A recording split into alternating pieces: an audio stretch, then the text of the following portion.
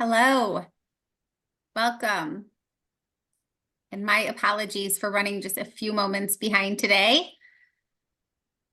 We had some last minute shift changes due to some unexpected illnesses. So thanks everyone for joining us today. So excited to have Gainsight with us at Power to Fly for this really engaging conversation today around discovering your path into tech sales.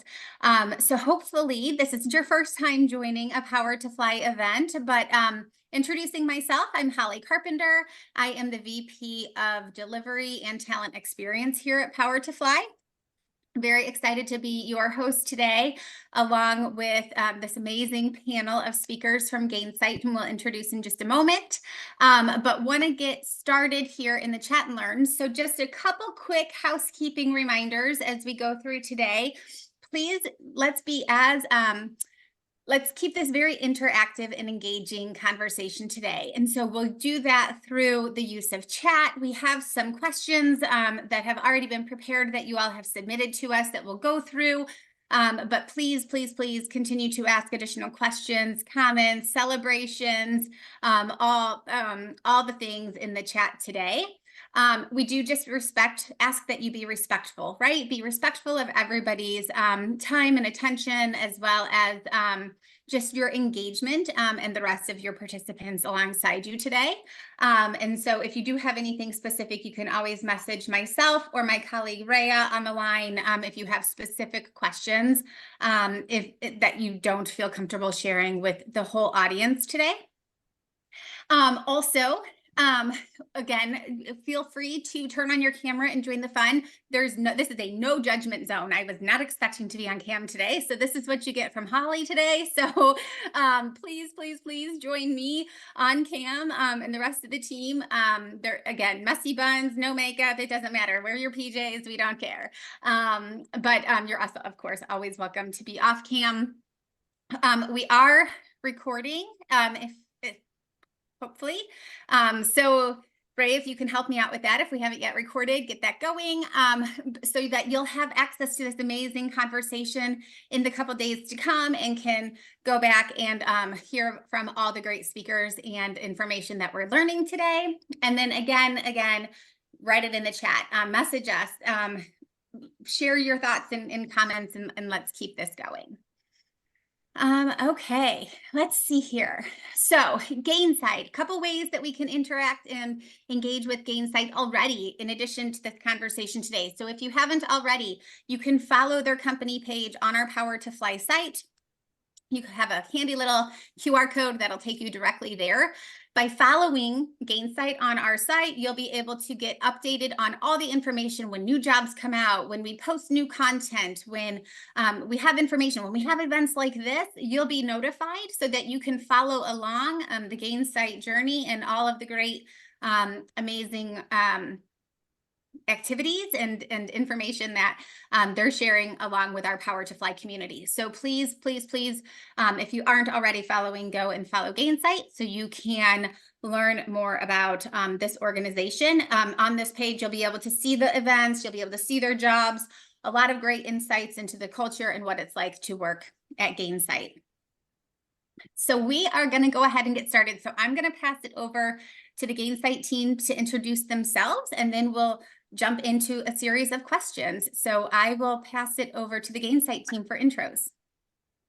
Hey folks, my name is Ainsley Steen. I have a pretty long history in tech in general, which is funny to me because I received a master's degree in creative writing from the University of Edinburgh and immediately just went into electronic medical records at a company called Epic. So pretty unique way to hop into tech, but I was able to pivot that into a role here at Gainsight as a solutions consultant, which is really where my heart lives. I love the problem solving and the creativity of the role. So.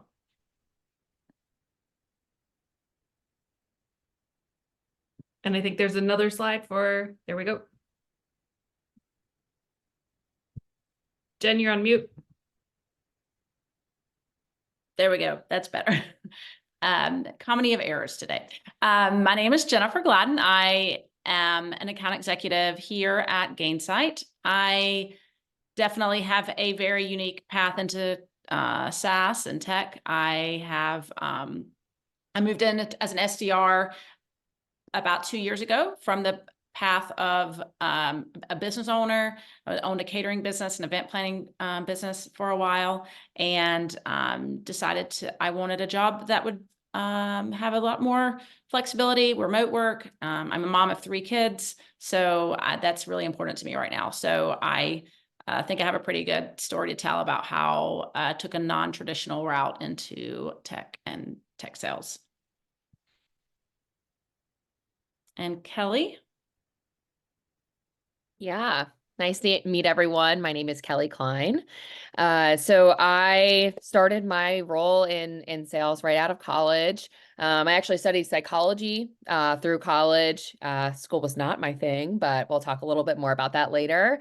And really, I spent time, I kind of fell into a job in sales and really fell into it and fell in love with it.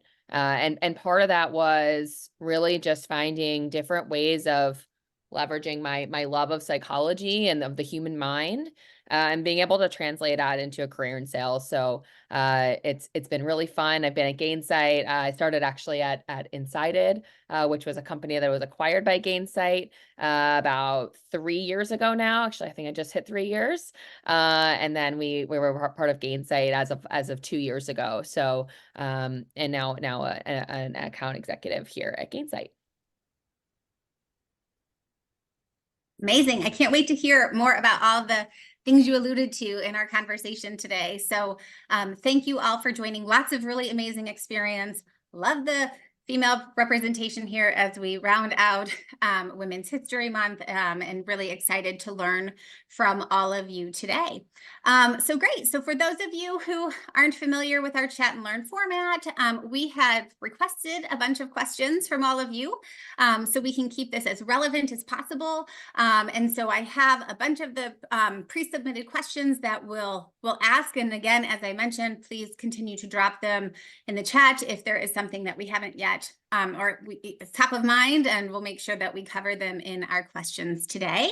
And so we will get started kind of just talking a little bit about how we start. How did you start in this path, right?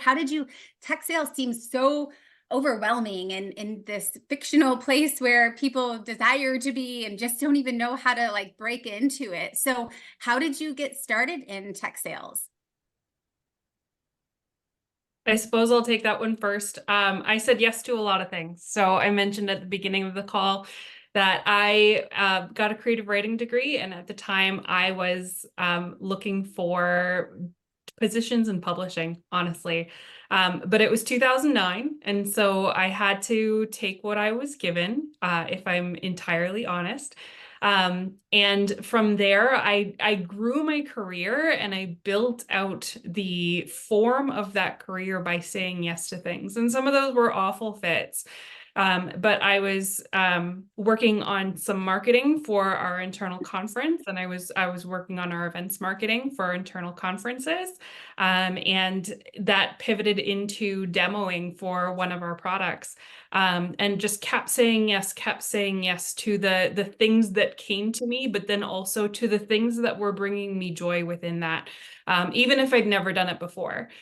So granted, my creative background is really helpful for that demoing skill, but it was really kind of stretching my abilities and my role that I was in that landed in my lap, because I needed a job, and just seeing what I could make of it and how to grow into what I actually wanted. And knowing what you actually wanted is probably the hardest part of that, right? Yeah, and that's a lot of why I started by saying yes to absolutely everything, and then started saying yes to fewer things and more things in the direction that I wanted to go. Yeah, that's exciting. That's amazing advice, right? And being comfortable, being uncomfortable, right? Just not knowing what you might be saying yes to. Awesome. Anyone else have any insights to share about kind of your first step into tech sales? Yeah. So I can talk a little bit about my path. So when I started in college, I was actually a music major. I played violin my whole life. Actually was a viola major. in college. So I kind of transitioned there already. Again, kind of like Ainsley said, just saying yes to stuff to move along.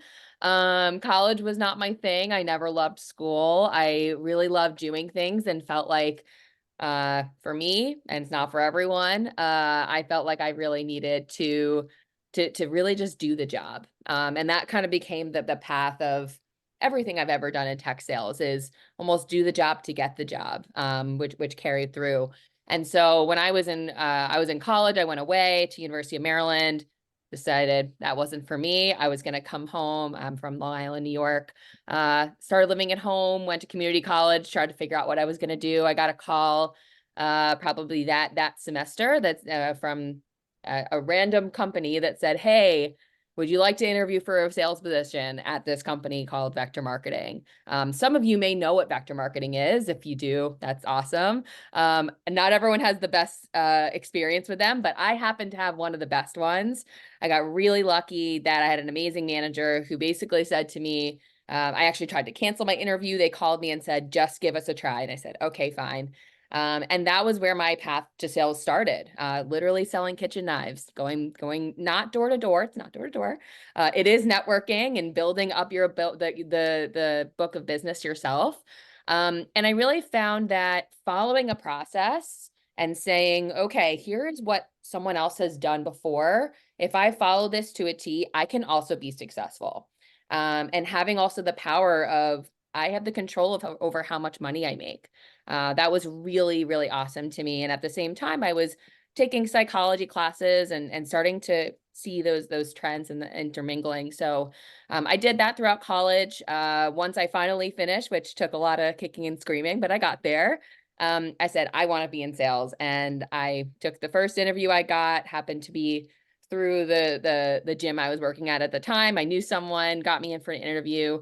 And I just said, yes. I said, this sounds great. Why not? It's my first job in New York City. And I happened to work with a manager who within 2 weeks got me into sales training. And I really always said to myself, I have to trust the process. It's so easy, especially in sales, to just say, oh, I'm going to kind of reinvent the wheel. But and I'm sure we'll get to this later in terms of ways to be successful. But I really focused on, I'm going to follow what the best person here, the top performer, is doing, and I'm going to do every single thing that they do. And that's what really continued to kind of drive my success. So that's how I ended up in tech sales. A lot more yeses, right? I think we're sensing a theme here. That's amazing. And vector marketing, love those. I got my career started in financial sales recruiting, and so lots of parallels to that space as well. So that kind of answers one of the questions, right? How can you break into tech sales without previous sales experience? So is any one of you comfortable kind of sharing insights on that question? Sure, I can jump in. My path to sales was definitely at first, when I started looking for a new career path. As I mentioned before, I'm a mom of 3 kids. I'm a single mom of 3 kids. I had a business. I owned a brick and mortar food shop and catering event group. And when I was married, and that worked fine, having this place I had to go to every day and working weekends and things like that. But once I had a lot more responsibilities and it was all kind of on me, I knew that I needed to take a different route. And after COVID, and everything sort of shut down for a year, I knew that it kind of gave me a year to reset and think about, what do I want in my life, and what path do I want to take here? And I knew that was like spending time with my kids. And I also I wanted to find a career that I could grow and would allow me to work remotely, but also would allow me to, if I'm good at my job, to move up. Because as I said, I did this after 40. I didn't start after college. I don't have, 30 years to do this. And so I needed a path that would allow me to do that. And at that time, my partner was, he's been in data sales, tech sales forever. And he said, you should look into sales. And I immediately was like, no way. for one, I had no clue about, I'm not technical. I know nothing about that. And two, I'm not going to sell anything. Like that is, to me, I had that first inclination of like the used car salesman. I'm not good at that. I'm not going to, that's just not what I'm good at. And he's like, Jennifer, you own a business. You sell every day. You just don't make money off of it when you're recommending products or telling your friend to go to this restaurant or connecting two people or a house, that's for sale or something like that. And so I was like, okay, maybe I can do this. I know nothing about tech. I know nothing about the basics of, the BANT and metrics and all of that. And it was intimidating, but I just sort of jumped in and really used LinkedIn as a huge resource. And I just became extremely curious. And I started following people, taking courses, reading blog posts, watching podcasts, asking people for help, connecting with people. And it just really paid off in the fact that I was able to align myself, with a company at that time was Insighted, that I could, a product I could get behind. And once I could get behind a product, it really wasn't, it definitely took away the stigma of like the used car salesman, because it's no longer really selling and it's just talking to people and relationship building. And I knew I could do that. And I love something that you just said, Jennifer, that you became really curious, because I think that is 100% a way to grow into this career, is start becoming really curious. Whether you're in a role like mine in a demo position, or where you want to get very technical very quickly, or you're in a role like Kelly's as an account executive, or in a role like yours, asking those questions of other people in your network to be able to grow and learn and improve is important. But then also asking those questions of your prospects and actually being curious about the answer is critical to actually being successful. Yeah, I mean, I think I actually read somewhere or talked to someone that was hiring, and they said, I'm not looking for someone that has a million years experience or has a master's degree. What's more important to me is, are they curious? Are they looking for answers that aren't directly in front of them? And do they think outside the box? And that's something that I think is a skill set that it's hard to measure how important it is, and to constantly be, digging a little further and talking to people and asking questions and learn, at Gainsight, we had these, values, and one of them is childlike joy. I think it's called Shoshin, and it's approaching situations with not childlike joy, it's Shoshin. It's like approaching situations with is it childlike mind or something? Beginner's mind. Yeah, a beginner's mind. There we go. Approaching situations with a beginner's mind. I don't know all the answers here. What can I learn from this situation and from this person? And even if you're an expert in something, if you approach it with that mindset of what can I learn, it's only going to, take you, you're gonna gain something. And for me, it helped me get a job. Yep.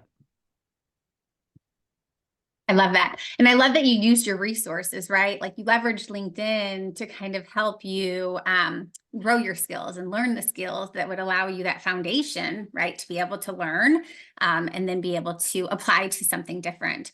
So kudos to you for being very resourceful and inquisitive, just like our children, right? The whys, the why, but why, right? I love that. Which actually takes us directly to our next question, right? Because you all shared very different backgrounds and experience levels that you had as you came into Gainsight. So can you discuss how your background has been able to bring those fresh insights and innovation into tech sales? So how has your experience really helped you in your role? Yeah, I can take this one. So part of my experience, even, growing up and, since I really went right into tech sales from college, I think, and I've seen this even on the interviewer side, I've been in hiring manager positions in the past of looking and finding new talent and entry-level talent. So I've been on this side too. But one of the things that I think really brought new insight was my experience in athletics. So thinking about how was, I was an athlete, I was a figure skater my whole life, and bringing that sense of perseverance and grit into how do I think about being successful here in tech sales, is really, really important. And you wouldn't think that, being an athlete really has much to do with sales at all. But I think there are some studies out there that show really, really positive correlations between being an athlete, being in any sort of activity or experience that just requires a very, very high level of perseverance and grit, and doing really well in sales. And so that was one of the insights I brought in was, what were some of the things that I thought about when I was on a team? I said, well, sales, yes, it's an individual contributor sport, right? We're all out for hitting our own quotas, but it's also really important to learn from those around you and to collaborate with those who know more than you, because I guarantee you, when you start, you don't know much, and that's okay. And you're not supposed to know a lot. But as you grow, you start to talk to those people who have done it before, who have been there before, and being able to be collaborative and be a team player while also having an individual goal, an individual quota, and being in a competitive environment is a pretty important and pretty fine line of balance. So I'd really focus on bringing that into the way that I looked at working in a team. And that's also something I've seen on the hiring side, right? When I've been on the other side of looking at who are we going to bring in to be a BDR or an SDR, an entry level. A lot of what we were looking for was, who is someone who can really think outside the box, just like my colleague said, and problem solve, and B, who really, really wants to do this. Sales is not for the faint of heart. I will be very honest there. It is not for the faint of heart. There are, I mean, the emotional, mental roller coasters we all go through. I've learned a lot about mental strength. And so I almost channel my roller coaster emotionalness outside of work so that I can focus on how to handle it in work. But it is definitely not for the faint of heart. So really looking for someone who truly, truly wants to get into this and be successful is really, is really, really, really important. Yeah, and I'll echo the it's not for the faint of heart. I really wanted this so bad. And part of my interview process was to demo the product that I would be selling back to the folks here at Gainsight before I was even an employee. I must have spent 10 or 12 hours preparing for that demo in addition to my full-time job. So it was so important to me to get this role. It was so important to me to pivot into sales. You really have to want it to be successful. I don't know about the two of you, Kelly and Jen, but the flip over into the new year when all your numbers hit zero again, that's a little bit intimidating, and having to build up from zero again. You have to be ready for that.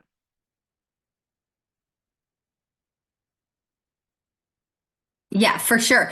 And it's one of those things where the deal that you think is a no-brainer and is going to close is the one that doesn't, and the one that you don't think is going to close is the one that comes through and makes your whole month, right? And it's just that roller coaster of emotions and the challenges behind every door that you're breaking down. So kudos to all of you, because I am not in sales for a reason. But I'm curious though, because I am in lifelong recruiter, right? 20 years in talent acquisition and recruiting. And Kelly, you kind of have experience on that recruiting side, but curious your thoughts. The recruiting industry has been hit very hard over the last year and a half or so. And many of my colleagues and former colleagues have been really impacted in that space. Do you see parallels in how recruiting and talent acquisition professionals can pivot into a tech sales role, and any advice that you could give to our audience members that may have interest there? Absolutely. I mean, I have one of my really, really good friends is a recruiter, and she and I talk all the time about how there's so much parallel. She's even, at one point, she thought about going into tech sales from recruiting, and there's definitely a lot of parallels. A lot of it is about relationships, as Ainsley mentioned. We talk, and as Jen mentioned, we really, really focus on how do we build that relationship and build that trust. When you think about recruiting, that's really what it's all about, right? We have to build that relationship with whoever we're working with, whether it be the client or the candidate, and be able to bring them into a place where they feel comfortable and they feel comfortable saying yes. So 100%. And that's the exact same thing we do in sales. My job isn't to sell someone something they don't need. It's to help them see that, yes, this is what we need. And my job is to help them get that. And my job is to help them to the path, on the path to say yes. And it's the exact same thing as recruiting, in my mind, at least. I've never been a true recruiter. I've been on a hiring side, but I've never been a recruiter. But I do know that there's definitely a path to transition there. And I think it's smoother than you think. A lot of people go into tech sales and think, well, I need to be technical in order to sell technology. That is definitely not the case. For a position like Ainsley, maybe because she's demoing and she is technical, and I hear her, she'll be on a demo with me and I don't know 90% of what she's talking about, and that's okay. But what's important in tech sales is really being able to build those relationships and understanding the basics. You have your basic foundations and you can always build on that. It is not about being technical. Yeah, and I agree. I think that, just as I mentioned, having like this bad taste in my mouth of what sales was, because it's sort of been pushed in our face from movies and TV, our whole life of a male dominated field, of being pushy, of being somewhat, that's what you see, like almost that the goal is a very self-centered goal, and that this is what we've been taught our whole life. And I mean, even what was the movie where they're like always be closing the ABC or whatever, and the thing is, that might be what people have an idea, and they may start out in sales and that might be the persona that gets there, but those aren't the ones who make it long term. Those are ones that in the long run aren't going to be successful, because just like Kelly said, when sales is more about finding, like in recruiting, I mean, you're just finding a fit. Like, does this work for you? Is this going to be what's the best fit for you? You wouldn't force someone into a job or force someone to hire someone just to try and make money. Just like in sales, you're not going to, do a hard sell on someone to have them buy a product that they don't need and isn't going to work. It may be a short term, but long term, it's not going to be, because they're not going to be happy. And in the same way in recruiting. So it's really more about those, the skills, the empathetic skill set, the EQ of understanding and relating and empathizing and helping someone find a lot of times the answers that they don't even know how to put them into words to just, to find that, help someone on their path. And I think that you do that a lot in recruiting. I mean, that's what your goal is. I mean, you make money doing it, but you're also helping someone. Absolutely. So the best call that I could make as a recruiter would be the offer call, which I'm sure is the same as getting the yes, right? And that verbal commitment from your prospects. So very similar. And thanks for all the encouraging words in chat as well. I'm not a very good multitasker, so I apologize if I'm not being very chatty in the chat. But excited to see all of the engagement and comments coming through. So thank you for that.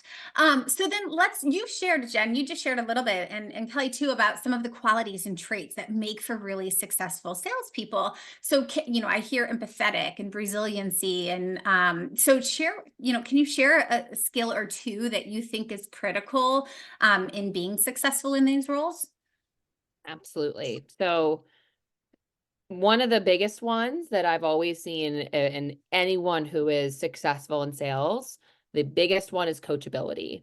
It is the ability to take feedback and implement it. And that brings it to the second one, which we actually just talked a lot about at our offsite, which is speed to implementation.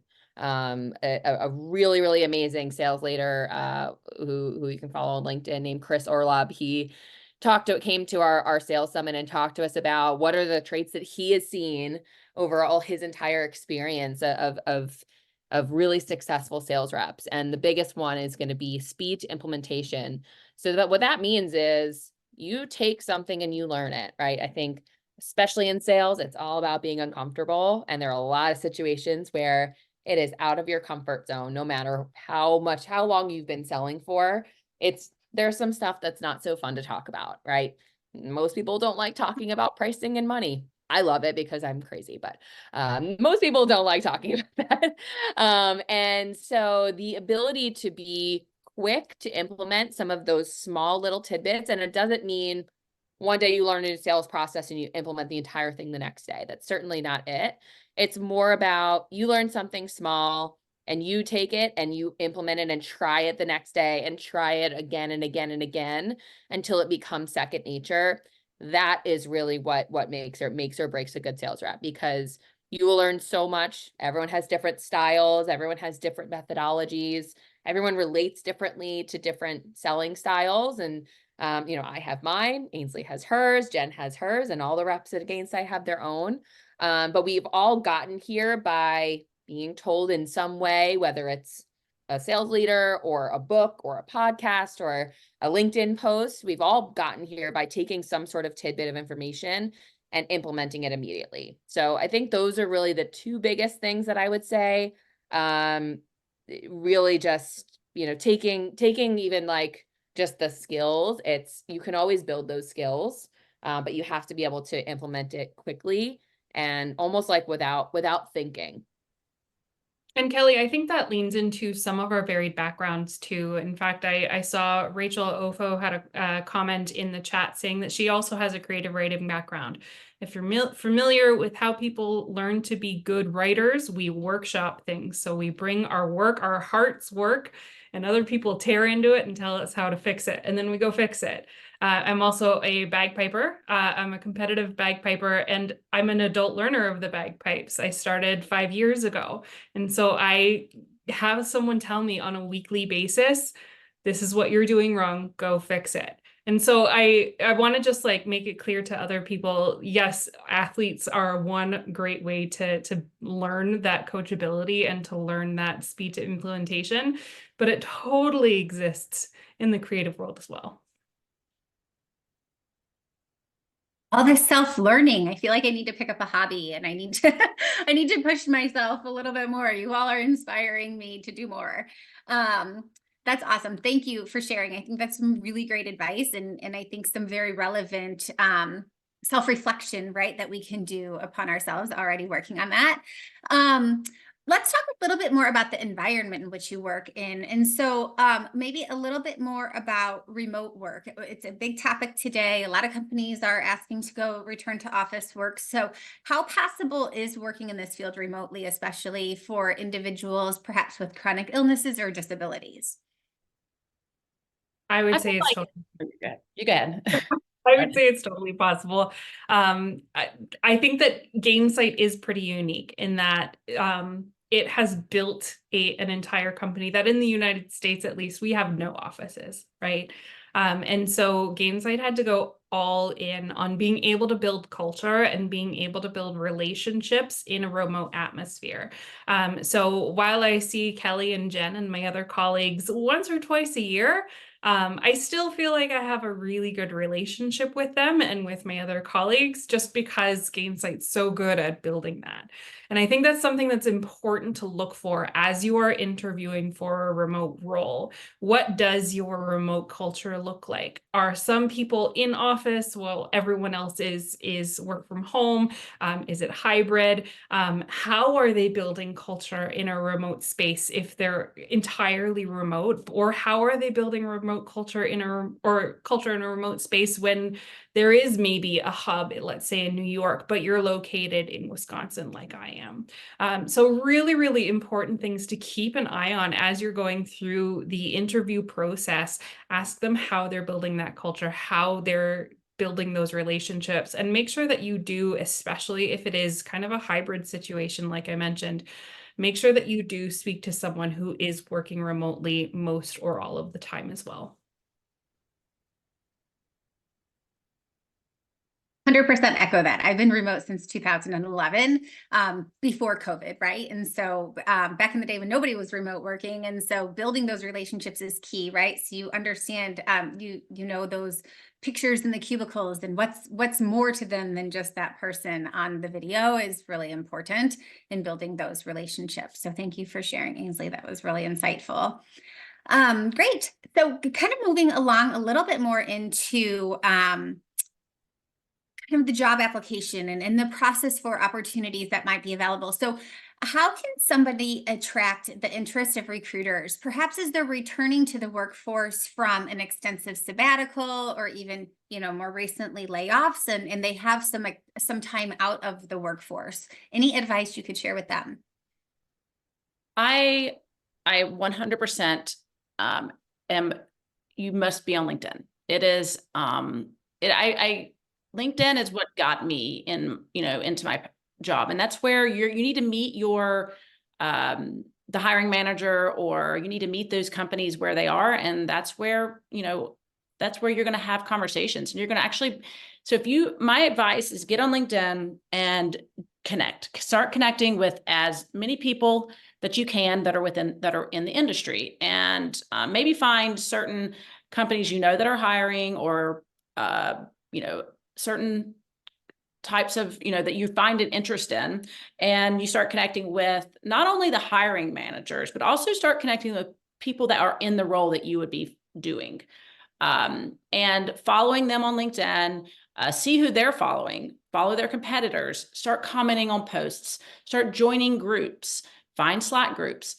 You need to network, because submitting a resume, if you see a job opening and you just submit your resume on Indeed or wherever, it's just, it's like winning the lottery ticket. They get so many, and especially if you don't have the traditional path, if you don't have the experience and the keywords that are in your resume to like trigger the right algorithm or whatever, you have to connect with someone, and for them to recognize and see you and like, oh, let's take a look at this person. That's how I landed where I am. And I think that we have to remember, especially if you're looking in sales, you have to think as to what a salesperson is going to do. You can't, in sales, you're not going to be successful if you sit back and wait for someone to respond to a resume, to a email that you sent them, and you just send one email, or you have to think like a salesperson, but the product you're selling is yourself. And you have to recognize what are the things about you, that your job, your experience in your life, they may not align exactly with the job description, but pretty much if you have life experience, there's something in there that's going to relate and carry over to a job in tech sales. And so you have to think in that way, with like creating those relationships immediately on LinkedIn, and think like you're selling your value set instead of an actual product. And that's the only way it's going to work. You just can't start sending resumes off, to a million companies. And leverage your current network too. The reason that I'm here at Gainsight is because I looked at a former colleague who I really liked working with, and he noticed, oh, Ainsley looked at my LinkedIn profile recently. We got to talking, and he said, come work at Gainsight. So leverage that network. I was lucky that he proactively reached out because we did have such a good relationship, but he was on my list of like next steps for what I'm going to do. I was still finalizing my resume. I was going to connect with him once that was ready to go. And we just happened to connect a little bit earlier than I had planned. But as Jen said, I think sales is about relationships, and a lot of times too, right? Sales is about the relationships that you already have, and also the relationships that you build during a sales cycle. And if you're selling yourself as the product, use the relationships that you have in addition to building those additional relationships. Networking is key. And I think I'm old school. I think of networking as like picking up the phone or shaking hands at a networking event, right? But digital connections, digital networking, it's today, it's where we're living. And then LinkedIn is, definitely a really key way to find individuals. We also have a Power to Fly community that you can join too and connect with individuals in that space as well. And I think that, not necessarily connecting in spaces where because you want that job or because you want to work at that company, but learning from one another and peer networking, I think, is just equally as important as those potential coworker networking opportunities is too. Jen, you had mentioned about kind of resumes and making sure you're drawing attention and making sure of those keywords. So one of the questions is, any recommendations on making a resume stand out to get into tech sales, perhaps when lacking a traditional tech sales background? Any thoughts or ideas there? I think we have to utilize, nowadays we have so many resources that are free online that can help you with things like that, especially with AI now. There are ways that you can take, and you can take your, you were a stay-at-home mom, or you ran a fundraiser, or you, as me, I owned a business as an entrepreneur. You can take those and you can look for certain, these AI generators now are insane. Like you can put in a job description for whatever job you're looking for, and it's going to pull out certain words that are, the keywords that are mentioned in most of these job descriptions for that certain role. And then you can kind of lay over your resume with the things that you have done. And you may not think about certain things, but like for me as a business owner, I had to work with distributors. I had to do payroll. I had to do marketing. I had to do sales, but I didn't think about those things until I wrote out and just typed in different titles, and it showed out all these different types of, these characteristics or whatnot with that job. And there's just ways that throughout these resume generators, builders, they will take your description and kind of rework it so that it shows you, oh, I actually have that experience, but I just didn't know how to write it. I didn't know how to put it on a resume. And I just think that those are little things that if you utilize the resources that are out there for you, that you may not know. You don't have to go hire an expensive resume writer. You can do it yourself with the resources that you're finding online these days. 100% agree. You can even ask them to, I think to your point, like those key words are important, and just knowing how to apply them in your resume makes all the difference. And data speaks, right? Especially in sales roles. So like if there's anything that you can use to like show numbers and percentages on how you've impacted the business results is really key. Whatever it is that the current role that you're in, and how you're able to kind of show those success measures is important. Speaking of the job search, what are some good places to search for entry-level tech sales jobs for individuals with transferable skills coming from non-tech industries? I would go back to LinkedIn. LinkedIn's definitely a really, really great place. That's, going to be more of your conventional way.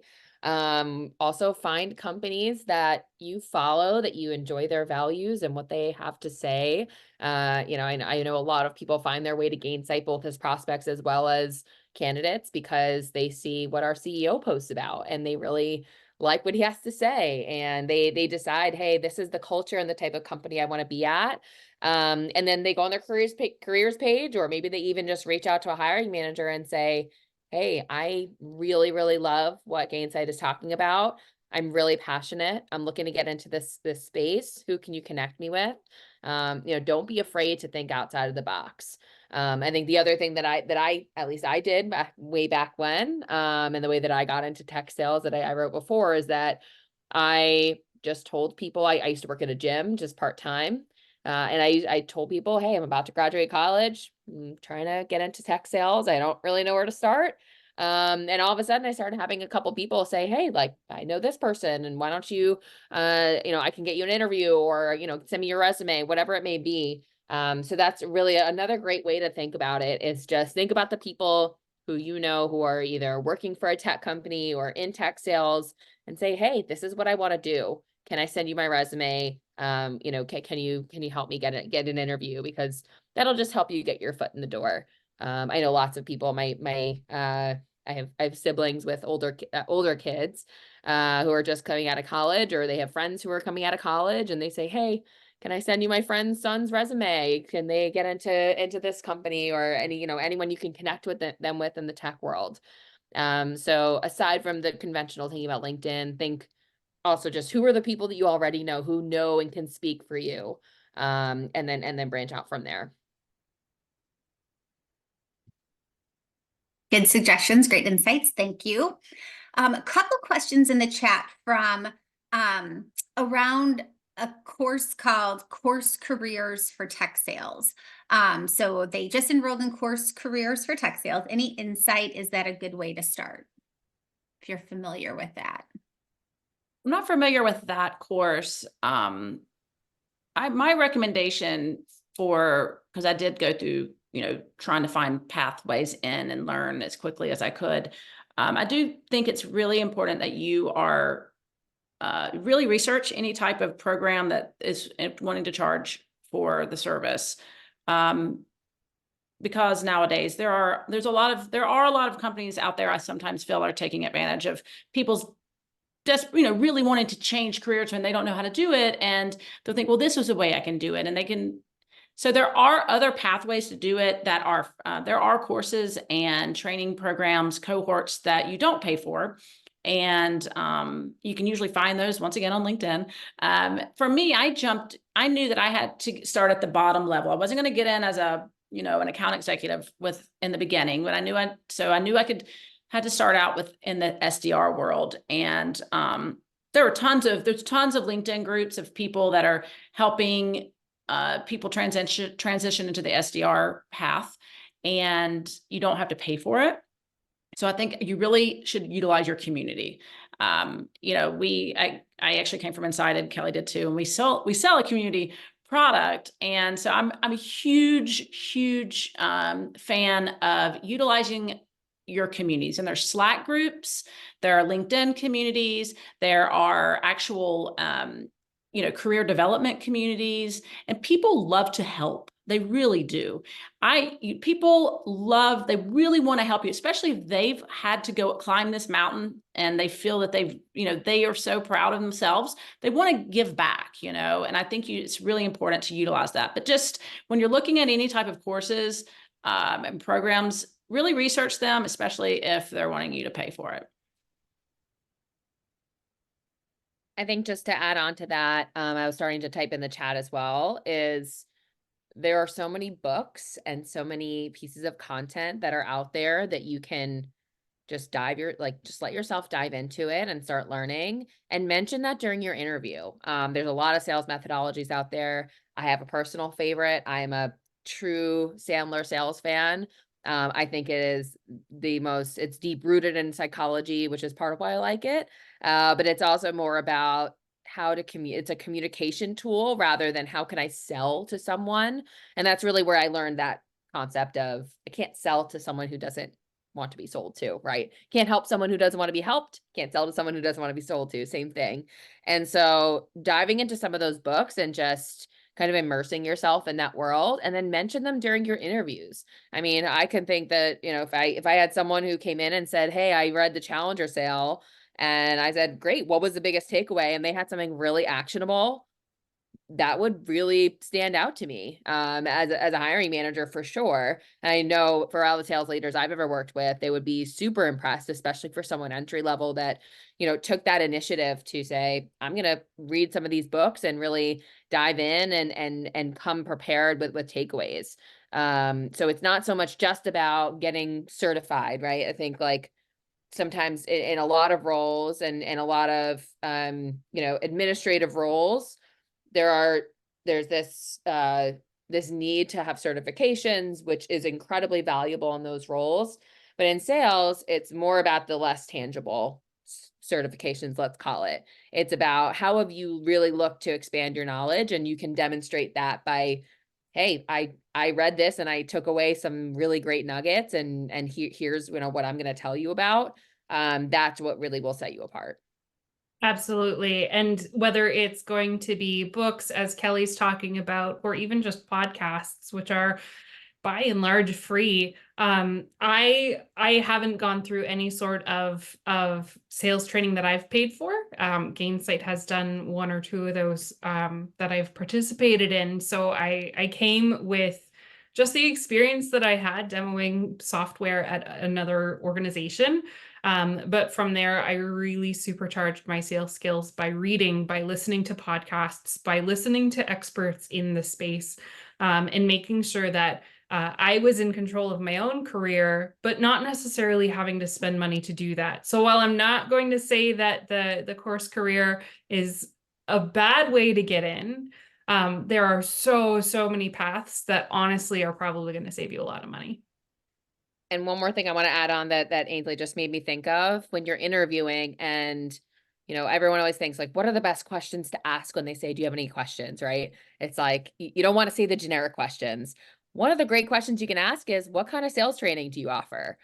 Do you offer structured sales methodologies? They're going to be shocked you even ask that. And you can even drop a few examples of ones that you've heard of: Challenger Sales, Sandler, etc., Force Management. There's a lot of them out there. But take that moment to ask that question, because that will also determine the culture. If they are a learning culture and they're there to help you grow your career, and they say, yes, we do quarterly sales trainings in whatever methodology it might be, or even their own, that's really important for you as you also have to decide to work for them. That's a really important decision when you're diving into tech sales for the first time. So definitely ask that question and make sure that the companies are investing there.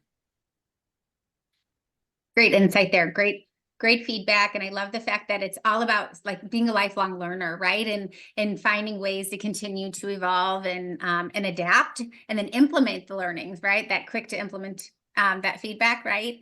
And learnings. Awesome. Well, we only have just a few moments left. So I thought a great way that we could end this is just talking a little bit more about Gainsight. So you all can pick how you want to answer this question, but share either kind of your favorite part about working at Gainsight or a top tip for someone who may be interviewing there. Well, my favorite part about working at Gainsight is definitely the culture. We are incredibly lucky that we have, from the top down, everyone is dedicated to our culture, and that culture is really focused on some of the things we've mentioned. Some of them is Shoshin, so having a beginner's mind. We are incredibly focused on being human first, not just within our own organization, but with our clients, our prospects, and really the values and culture that we've brought to the world. And then our true childlike joy. If you follow our CEO, Nick, or you follow really any of our leaders, you'll see lots of crazy videos that are super, super fun. And that really just brings a whole new light to work. That really makes it feel fun to go to work, as opposed to, hey, this is just another job. For me, it's definitely that human first. And I've seen a lot of other companies start to lean into the same kind of culture and level of culture. But before I came to Gainsight, I'd never had a manager try to tell me, Ainsley, you need to go take vacation. But it's happened twice in the last 2 years. So maybe I should schedule a little bit more for myself. And I'll say the same. I mean, it's the human first mindset. I mean, it comes all the way from the top down. Nick is he doesn't put himself as someone that has no faults and that he's perfect. He talks about his struggles. He talks about the stuff he, is, and that he's not perfect. And he really takes that stigma away of having to bring this face to work that's not really you. At Gainsight, they want who you really are, not for you to put on a facade. It's not a facade. And as me, as a mom that has a lot of time that needs time for my kids, family first. It really is. They say take care of you and take care of your family. That's what we need from you. That's what's most important. Well, I'm going to go check out those videos, and I also think I may want to work at Gainsight. So, so thank you all so much for joining us today on this call. Again, I apologize for the technical challenges as we first joined. Appreciate everybody's patience as we adapted quickly, and we're able to have this really encouraging conversation, right? To really be able to find those parallel skills in our backgrounds and how they can relate to tech sales, and be just as successful as Kelly, Ainsley, and Jen here today. So again, please, if you haven't already, follow Gainsight on our careers page. Take a peek at all of the openings that they have. Don't doubt yourself. Do your research, apply for the jobs, trust in yourself. And we hope to see you at another event here at Power to Fly real soon. Thanks so much for joining us today. Thank you.